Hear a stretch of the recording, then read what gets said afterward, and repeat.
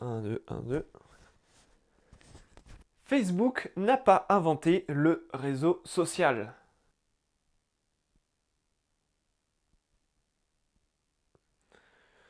Balance le générique.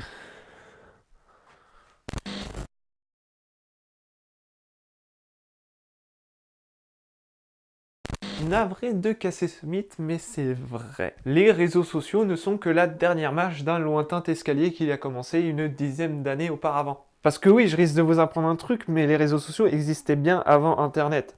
Pour tout vous dire, c'est avant tout un terme sociologique.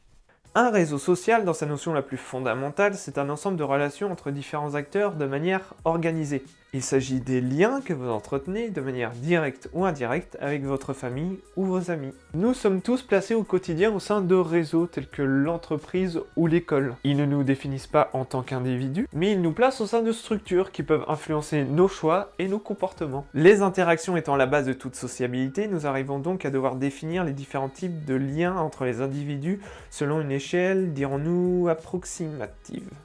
Nous parlons donc de liens forts avec la famille et les amis, et de liens faibles pour les connaissances et les collègues, chacun ayant sa place au sein du réseau. Nous posons donc notre petite identité numérique, je te renvoie au dernier épisode, au sein de ce petit réseau que nous sommes constitués au fil des années. Nous sommes un au milieu des autres et à ce titre, nous agissons sur la structure et la structure agit sur nous. Le réseau se modifie progressivement au fil du temps et de l'influence de chacun. Puis arriva Internet. Et quand je parle d'Internet, j'évoque surtout les avancées technologiques qui ont émergé via cette nouvelle plateforme. Des premiers mails envoyés en 71 sont apparus les sites, les blogs et enfin les messageries instantanées durant la fin des années 90. À partir de l'an 2000, la plus grande encyclopédie collaborative du monde, Wikipédia, voit le jour. En 2003, c'est MySpace, puis Facebook en 2004. En 2005 et 2006, ce sera respectivement YouTube et Twitter qui prendront place sur la scène mondiale. On va vite sur la chronologie parce qu'on aura un autre moment pour en parler.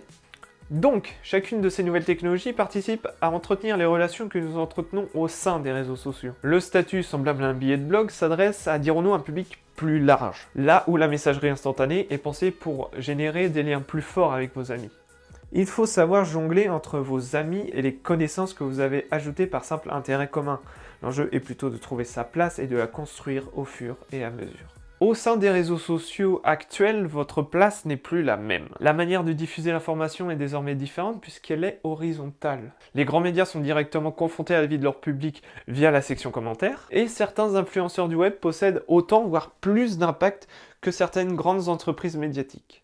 L'horizontalité favorise la démocratie et la confrontation des avis. Mais lorsque la politique d'existence au sein du réseau repose sur l'influence liée au nombre d'amis, il se crée une forte disparité entre les individus capables de se construire un réseau social varié et large par rapport à d'autres préférant garder un réseau social restreint et fermé. Toutes les voix ne sont pas équivalentes dans la réalité des réseaux sociaux d'aujourd'hui. C'est le jeu de la réputation qui s'applique aux réseaux sociaux. Preuve s'il en est que les réseaux sociaux du Web 2.0 n'ont fondamentalement rien inventé. Cependant, Internet a rendu possible quelque chose d'inatteignable il y a plusieurs décennies encore, l'existence et la communication de l'individu sur une portée globale. L'accumulation des technologies, couplée à une standardisation des pratiques en ligne, a recréé presque à l'identique une théorisation des comportements des individus à l'échelle du réseau. Dans la pratique, rien ne change.